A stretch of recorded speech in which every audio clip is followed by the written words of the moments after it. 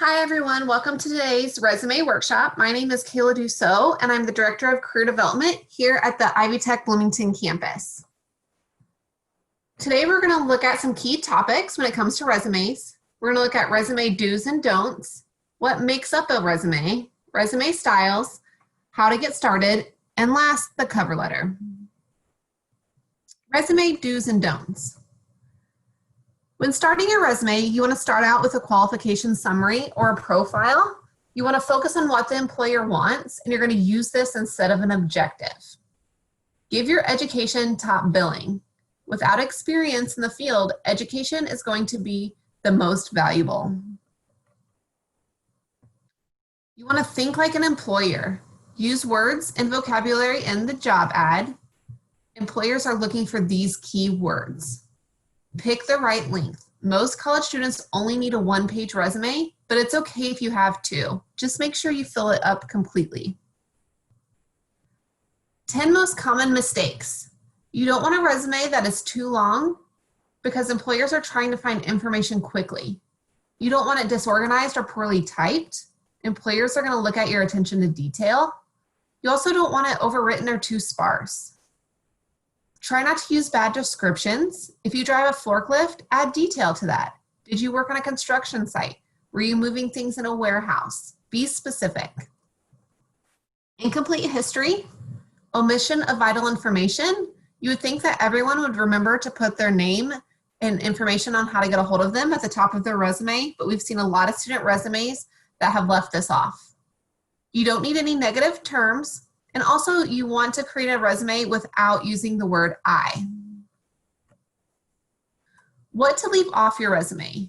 You don't need anything about race, religion, or political affiliation unless you are applying for a job in this area. You don't need any salary requirements or reasons for leaving. This may get asked on your application, but remember, the resume is your document and you want to keep everything positive. And then last, you don't need references upon request at the bottom of your resume. Employers have seen that on there for many years, and they know that they can ask you for it when they need it. So what makes up a resume? We're going to go through next the different sections that are within a resume. The first is the qualification summary or profile. This allows you to summarize your skills and professional background and tells employers why you are the best fit for the position. And a hint is you want to include words that have been stated within the job posting. So next is our example of a qualification summary. Ambitious team player aspiring to secure a position within an emergency department. Possess a strong willingness to learn and a desire to achieve a bachelor's degree in nursing. Highly motivated individual who understands the importance of patient advocacy and continuity of care with teamwork as a high priority. The next is your education section. Include formal education programs, continuing education, and on-the-job training. Start with your most recent academic experience and work your way backwards. Include your GPA if it's a 3.0 or higher. You do not need to include your high school information on your resume. So for our example, you can see they've listed Ivy Tech Community College first. They have their degree, Associate of Science in Nursing, and their expected graduation date. They've included their GPA because it is above a 3.0, and then another great section they included is the relevant coursework. This is a great section that you can include in your resume to highlight different courses that fit the job you're applying for. Remember, you can always change these up. Next is the skills section. You're going to highlight both technical and soft skills. Look at the job posting again and match skills that you should highlight. And also consider transferable skills from other jobs. So you can see in this example, they have their hard skills like patient advocacy, patient safety, medical terminology, but they also have their soft skills like communication, time management, and critical thinking. The next section is your work experience. You want to include employment from at least the last 5 to 7 years. Mention what you did, but also focus on what you accomplished and any awards you received. Use numbers, percentages to show results. So for our example, you can see they've listed the company they work for, the time frame. Next in bold is their job position. And then underneath of it are skills they obtained during their work. Next, we're going to move into resume styles. Today, I'm going to tell you about 3 different types. The first is the chronological style, which focuses on work history. Next will be the functional resume, which is going to focus more on your skills. And then last is a mixed resume, which combines the best of both chronological and functional. The first is the chronological resume. You can see here that they have their qualification summary up top, and then they move into their work experience. Each job is going to have a list of responsibilities underneath of it, and you want to start with your most recent job first. They also have their education section on here, which I may move to the top so you can highlight that, but you definitely want to have that on your resume as well. The functional resume, which is also known as the skills resume, the main focus of this is the skills you've obtained throughout your life, and there's not a big focus on your work history. So you can see they have their summary of skills at the top, their education section, and then they have the skills and abilities section. So what they did was they pulled out some main topics they wanted to talk about, and then they list different skill sets under each of those. And then with their work experience, they have their job title, company, and their dates. And they have just a brief description of some key responsibilities that they did at that position.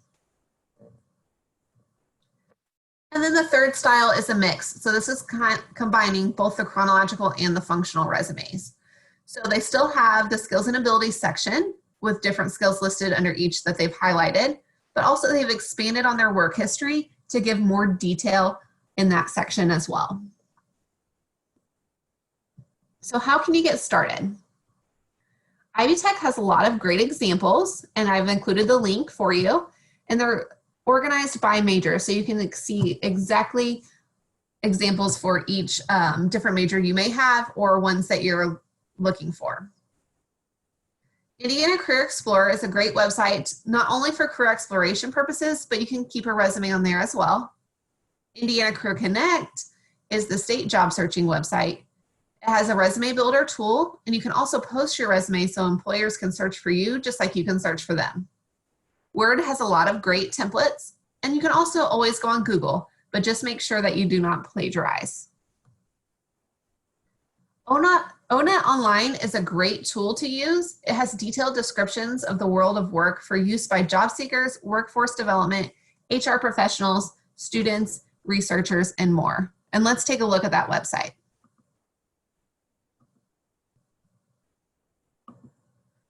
So whenever you get to onetonline.org, at the very top is a search box, and you can put in a position that you're looking for. So today, let's just look up a cashier. The next page is going to give you some sample job titles, so pick the one that is closest to you. And so we're going to click on cashiers. And it's going to give you a summary report for cashiers. My favorite section is this very first section, which is the tasks.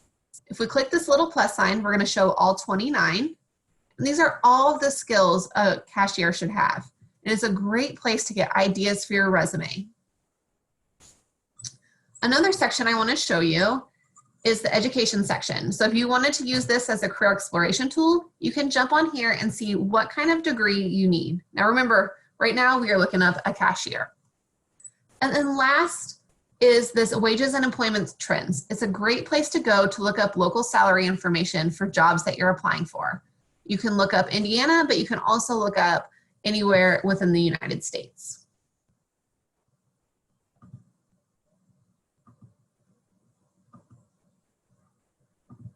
The last thing we're going to look at is the cover letter.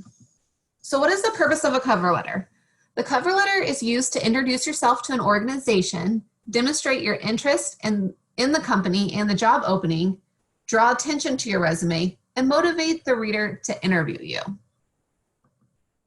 So when we look at the cover letter layout, you're going to set it up just like a regular letter with your contact information at the top, salutation, so to whom it may concern, or if you know the hiring manager that you'll be interviewing with, include their name.